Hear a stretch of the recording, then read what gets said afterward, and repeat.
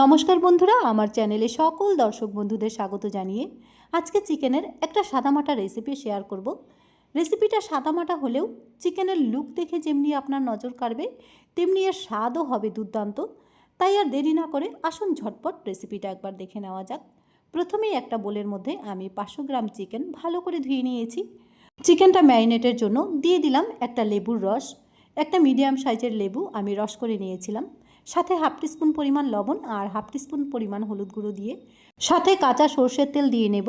এবার হাত দিয়ে ভালো করে মেখে 10 মিনিটের জন্য ম্যারিনেটে রেখে দিতে হবে। মাংসটা মাখা হয়ে গেলে আমি ঢাকা দিয়ে 10 মিনিটের জন্য রেখে দিচ্ছি। 10 মিনিট পরে চলুন রান্নাটা এবার একবারেই বসিয়ে দেওয়া যাক। একটা কড়াই বসিয়ে দিয়েছি। কড়াইটাকে ভালো করে গরম করে নিয়ে আমি কিছুটা পরিমাণ সর্ষের তেল গরম করে নিলাম ফোড়নের জন্য। এবার ফোড়ন দিচ্ছি গোটা জিরে, একটা শুকনো লঙ্কা আর সাথে দিচ্ছি দুটো এলাচ। এলাচের মুখটা একটু ফাটিয়ে দিয়েছি যাতে ফ্লেভারটা সম্পূর্ণ তরকারিতে সুন্দরভাবে ছড়িয়ে পড়ে। ফোড়ন এসে গেলে দুটো বড় সাইজের পেঁয়াজ কুচি দিয়ে নেব। পেঁয়াজ কুচি দিয়ে নেওয়ার পর ফোড়নের সাথে একটু লাল লাল করে ভেজে নিতে হবে। পেঁয়াজটা ফোড়নের সাথে একটু মজিয়ে ভাজা ভাজা করে নিলে তাহলে পেঁয়াজের থেকে একটা মিষ্টি স্বাদ বেরিয়ে আসবে। আর দেখুন পেঁয়াজটা কিন্তু ফোড়নের সাথে সুন্দরভাবে মজে গেছে। ঠিক এই সময় 2 চামচ মতন আদা রসুন বাটা দিয়ে নিলাম। আর সাথে দিয়ে দিচ্ছি 7 থেকে 8টা শুকনো লঙ্কার সাথে গোটা জিরে আর কয়েকটা গোটা ধনে একসাথে বেটে নিয়েছিলাম। আজকে সম্পূর্ণ বাটা মশলাই রান্নাটা করব। বাটা মশলায় মাংসের স্বাদ যতটা আসে মিক্সচার মেশিনে মশলা করলে কিন্তু সেই স্বাদটা আসবে না। তাই সম্পূর্ণ গ্রাম বাংলার রান্না করতে আজকে সম্পূর্ণ মশলাটা আমি শিলনোড়াতে বেটে নিয়েছি। সাথে স্বাদমতো লবণ আর হলুদ গুঁড়ো দিয়ে এবার মশলাটা খুব ভালো করে কষিয়ে নেব। মশলাটা যাতে আরও ভালো করে কষে আসে সেই জন্য আমি হাফ বাটি পরিমাণ জল দিয়ে নিলাম। জল দিলে কিন্তু মশলা আরও ভালো করে কষিয়ে নেওয়া যায়। মশলা কষাতে কষাতে মশলা থেকে দেখুন তেল ছাড়তে শুরু করেছে।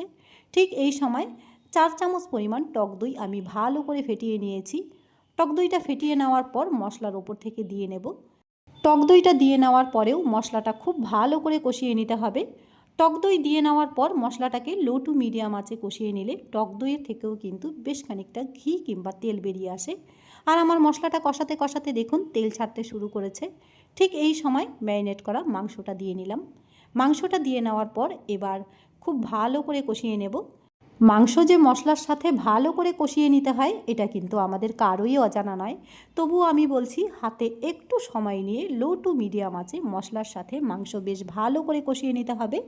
যত ভালো করে কষিয়ে নেওয়া যাবে মাংসর টেস্ট কিন্তু ততটাই বেশি আসবে। মশলার সাথে চিকেন কষাতে কষাতে চিকেনটা প্রায় হাফ সেদ্ধ হয়ে গেছে আর মশলার থেকে খুব সুন্দরভাবে তেলও ছাড়তে শুরু করেছে। ঠিক এই সময় আমি 1.5 গ্লাস পরিমাণ ফুটন্ত জল দিয়ে নিলাম। চিকেনের মধ্যে আমি কিন্তু কখনোই নর্মাল জল ব্যবহার করি না। চিকেনের মধ্যে আমি যখনই ঝোল দিই জলটাকে কিন্তু একটু ফুটিয়েই দিই।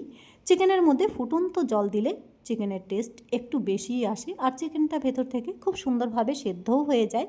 20 মিনিটের জন্য ঢাকা দিয়ে রেখেছিলাম। লো টু মিডিয়াম আঁচেই আমি ঢাকা দিয়ে রেখেছিলাম। আর 20 মিনিট পরে ঢাকনা খুলে নিয়েছি। দেখুন চিকেনটা কিন্তু বেশ সুন্দরভাবে ভেতর থেকে সেদ্ধ হয়ে গেছে আর চিকেনের ঝোল অনেকটাই কমে গেছে। প্রায় চিকেনের ঝোলটা একদম শুকিয়ে গেছেই বলা যায়। কারণ চিকেনের ঝোলটা আজকে একদম মাখো মাখো ঝোল করে নামিয়ে নেব যাতে একদম কষা মাংসের মতন দেখতে লাগে। সাথে ঝালের জন্য দুটো কাঁচা লঙ্কা দিয়ে নিলাম, বেশ খানিকটা ধনেপাতা কুচি আর হাফ চা চামচ গরম মশলার গুঁড়ো দিয়ে আরও 3-4 মিনিট বেশ ভালো করে ফুটিয়ে নেব। এবার কিন্তু চিকেনটা নামিয়ে নিয়ে পরিবেশন করার পালা। গ্যাসটাকে অফ করে দেব। চিকেনের ফাইনাল লুক দেখে আপনাদের কেমন লাগছে কমেন্ট বক্সে অবশ্যই জানাবেন। ভিডিও ভালো লাগলে ভিডিওতে একটা লাইক করতে ভুলবেন না। পাশাপাশি চ্যানেলটিকে সাবস্ক্রাইব করারও অনুরোধ রইল। ফিরে আসবো নতুন একটি রেসিপি নিয়ে। নমস্কার বন্ধুরা, welcome to my channel new test cooking. আজকে চিকেনের একদম একটা সাদামাটা রেসিপি শেয়ার করব, তাই মেলা বকবক না করে চলুন একবারেই রেসিপিটা দেখে নেওয়া যাক। প্রথমেই একটা বোলের মধ্যে আমি 500 গ্রাম চিকেন পরিষ্কার করে ভালো করে ধুয়ে নিয়েছি। চিকেন আজকে ম্যারিনেটে রাখার একদমই ঝামেলা নেই। চিকেনটা একবারেই বসিয়ে দেব। তার আগে একটা মশলা রেডি করে নিচ্ছি। একটা বাটির মধ্যে থেতো করা রসুন নিয়েছি, তার মধ্যে 1 চামচ পরিমাণ আদা বাটা আর কাঁচা লঙ্কা বাটা দিয়ে একটু নাড়াচাড়া করে ঝালের জন্য 1 চা চামচ শুকনো লঙ্কার গুঁড়ো দিয়ে দেব। আর সাথে দিয়ে দিচ্ছি 1 চা চামচ জিরে গুঁড়ো, ধনে গুঁড়ো হাফ টিস্পুন পরিমাণ দিয়ে দেব আর হাফ টিস্পুন পরিমাণ দিয়ে দিচ্ছি হলুদ গুঁড়ো। সব কিছু একসাথে একটু নাড়াচাড়া করে জল দিয়ে ভিজিয়ে আমি মশলাটা সাইডে রেখে দিচ্ছি। এবার চলুন রান্নাটা একবারেই বসিয়ে দেওয়া যাক। বিহারি চিকেন রান্নাতে কিন্তু প্রায়ই এই মশলাটা ব্যবহার করা হয়। আজকের রান্নাতেও আমি এই মশলাটাই ব্যবহার করব। এবার একটা কড়াই বসিয়ে দিয়েছি। রান্নাটা একবারে বসিয়ে দেওয়ার জন্য 2 থেকে 3 টেবিল পরিমাণ সরষের তেল ফোড়নের জন্য গরম করে নিয়ে ফোড়ন দিচ্ছি গোটা জিরে, একটা শুকনো লঙ্কা, সাথে একটা তেজপাতাও দিয়েছি আর 2টো এলাচও সাথে দিয়ে দেব। এলাচের মুখটা একটু ফাটিয়ে দিতে হবে যাতে ফ্লেভারটা সম্পূর্ণ তরকারির মধ্যে সুন্দরভাবে ছড়িয়ে পড়ে। ফোড়ন আসা পর্যন্ত একটু লাল করে ভেজে নিলাম। ভেজে নেওয়ার পর এবার আমি একটা মিডিয়াম সাইজের পেঁয়াজ কুচি দিয়ে নেব। পেঁয়াজ কুচিটাকে ফোড়নের সাথে বেশ লাল লাল করে ভেজে নিতে হবে। পেঁয়াজটা মজে আসলে সাথে দিয়ে নিচ্ছি একটা মিডিয়াম সাইজের টমেটো কুচি। সব কিছুকে একটু নাড়াচাড়া করে নিয়ে এখানে আমি একটা মিডিয়াম সাইজের পেঁয়াজ বাটা দিয়ে নিলাম। পেঁয়াজ বাটা দিয়ে নেওয়ার পর আবারও একটু নাড়াচাড়া করে নেব যাতে একটু লাল লাল ভাজা ভাজা হয়ে যায়। তারপরে এখানে তরকারির স্বাদ মতো লবণ একবারেই দিয়ে নিচ্ছি। লবণ দিয়ে নিলে টমেটো আর পেঁয়াজও সুন্দরভাবে মজে আসবে। এবার সব কিছু একসাথে খুব ভালো করে কষিয়ে নিতে হবে যতক্ষণ না তেল ছাড়তে শুরু করে। মশলা থেকে তেল ছাড়তে শুরু করলে আমি চিকেনগুলো দিয়ে নেব। চিকেনগুলো দিয়ে নেওয়ার পর এবার মশলার সাথে চিকেন কিন্তু খুব ভালো করে কষিয়ে নিতে হবে। এর আগেও চিকেনের অনেক রেসিপি আপনাদের সঙ্গে শেয়ার করেছি। ভিডিওতে আপনারা প্রচুর ভালোবাসা দিয়েছেন, সেই জন্য আপনাদেরকে অনেক অনেক ধন্যবাদ জানাবো। আজকের ভিডিওটাও যদি ভালো লেগে থাকে ভিডিওতে একটা লাইক আর চ্যানেলটিকে সাবস্ক্রাইব করে আমার পাশে থাকবেন। মশলার সাথে চিকেন কষিয়ে নেওয়ার সময় আগে থেকে যে মশলাটা আমি রেডি করে রেখেছিলাম সেই মশলাটা এখন ঢেলে দেব।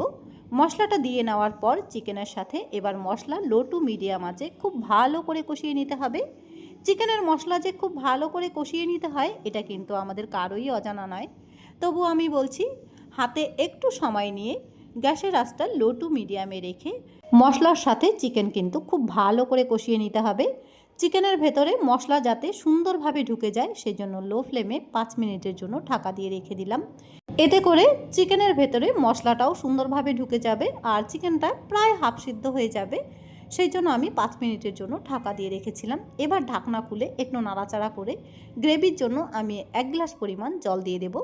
আজকের গ্রেভিটা কিন্তু আমি একটু গা মাখা ঝোল করেই নামাবো, সেই জন্য ঝোলের জন্য 1 গ্লাস পরিমাণ জল দিয়েছি। এবার ঝোলটাকে ফুটতে দেব। আমি কিন্তু ফুটন্ত গরম জল ব্যবহার করেছি। আমি যখনই চিকেনের মধ্যে ঝোল দিই তখন কিন্তু জলটাকে একটু ফুটিয়ে নিই।